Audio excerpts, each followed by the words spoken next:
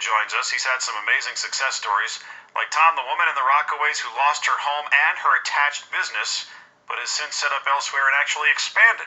I always say tough times don't build character, it reveals it. So you really see what people are about. And in this particular case, she actually said, you know what, rather than just kind of lie down and die, let me go ahead, find an interim location, let me build up my business. She started to really do well, and now is confident enough to actually expand. Obviously, this weekend, Memorial Day weekend, I'm sure a lot of these businesses that have managed to reopen are really counting on this weekend to really kick things off earnestly. This weekend is probably the most important weekend in Jersey Shore history, for the simple fact that businesses have to borrow, lie, cheat, and steal to get money because a lot of the government funding and the Superstorm Sandy funding was not there, and they had to go to secondary and tertiary market. So there are a ton of folks that pretty much wiped out their savings just to open up this weekend and just to open up for the summer.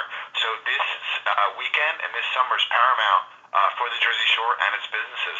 Realistically, Tom, the businesses that you've been working with, do they expect at some point to get some sort of government relief, or are they just giving up and whatever money they've had to borrow, they figure that's it?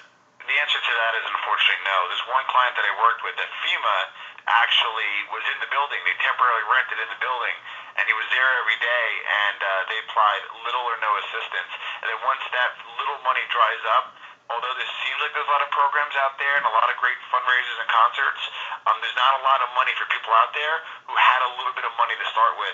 So people had to bootstrap it, be creative, and like I said, you're starting to see the spirit of the community really come around. So the upside is people are persevering despite some financial challenges, but financing was scarce in this situation. At least for the first half of this weekend, the weather's not going to cooperate, but the people who do head to the shore or the beaches this weekend, what kind of things are they going to notice? What's going to be different? Depends where you go. So, for example, Belmar is open for business. The boardwalk is up. They're ready to rock. However, you might have to steer around a few cranes to get there. Although Seaside Heights is ready to go, you're going to see probably about 20 businesses actually closed.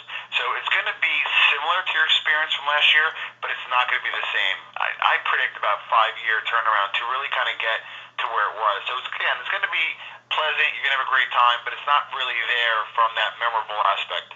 Business recovery expert Tom Vecchia. Tom, thanks for your time this morning. Appreciate it. Anytime, Michael.